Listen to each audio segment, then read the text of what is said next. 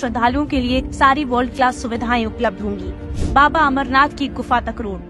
बाबा अमरनाथ जाने वाले श्रद्धालुओं की यात्रा में मौसम बाधा न बन पाए, इसके लिए सरकार अमरनाथ गुफा तक 110 किलोमीटर लंबी सड़क बनवा रही है, जिसमें करीब 11 किलोमीटर लंबी सुरंग भी शामिल है। अभी श्रीनगर से अमरनाथ यात्रा को करने में 3 दिन का समय लगता है, लेकिन इस सड़क के बनने के बाद यात्रा मात्र 8 से 9 घंटे में पूरी हो जाएगी। बांके बिहारी कॉरिडोर।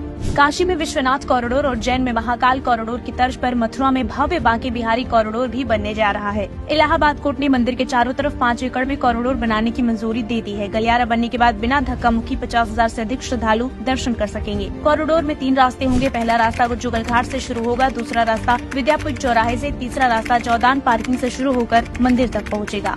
मां कामाख्या कॉरिडोर। असम के गुवाहाटी से 8 किलोमीटर दूर नीलांचल पर्वत पर मां कामाख्या मंदिर का कायाकल्प भी इसी साल होगा। कॉरिडोर का एक ब्लूप्रिंट भी जारी किया गया है, जिसमें आप पहले से ही भविष्य के अत्याधुनिक कामाख्या कॉरिडोर का नजारा देख सकते हैं। नए कॉरिडोर में 1 लाख वर्ग फुट खाली क्षेत्र होगा, जिसमें भक्तों को मां कामाख्या के सुलभ दर्शन हो सकेंगे।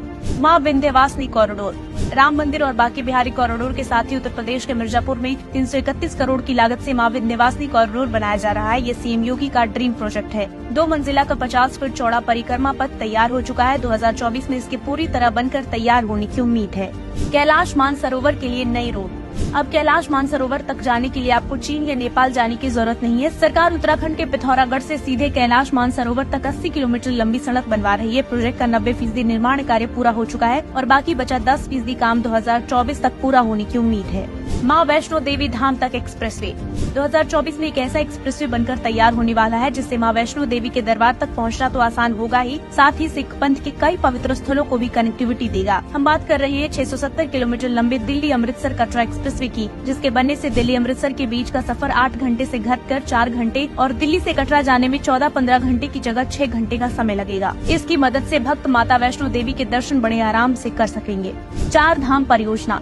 इस प्रोजेक्ट के जरिए सरकार यमुनोत्री, गंगोत्री, बद्रीनाथ और केदारनाथ जाने वाले भक्तों को सुलभ रास्ता देना चाहती है, जो मौसम की मार को बर्दाश्त कर सके।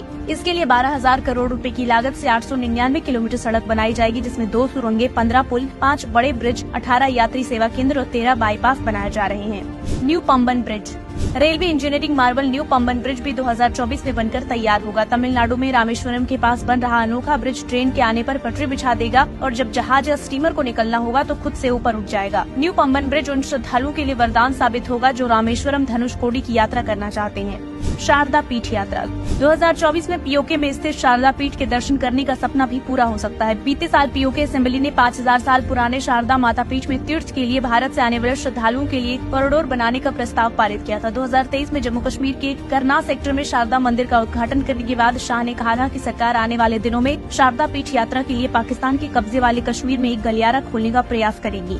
2014 के बाद किस तरह से धार्मिक स्थानों का पुनरुद्धार हुआ, इस बात से कोई इनकार नहीं कर सकता। काशी कॉरिडोर, महाकाल लोक, बाबा केदारनाथ धाम का कायाकल्प, देशवासियों के सामने ऐसे अनेकों उदाहरण हैं जो बताते हैं कि मोदी सरकार ने जो संकल्प 2014 में लिए थे वो आज भी सिद्धि तक पहुंच रहे हैं और 2024 में पूरे होने वाले ये 10 प्रोजेक्ट भारत में सनातन का सूर्योदय करेंगे। ब्यूरो रिपोर्ट, एक भारत न्यूज।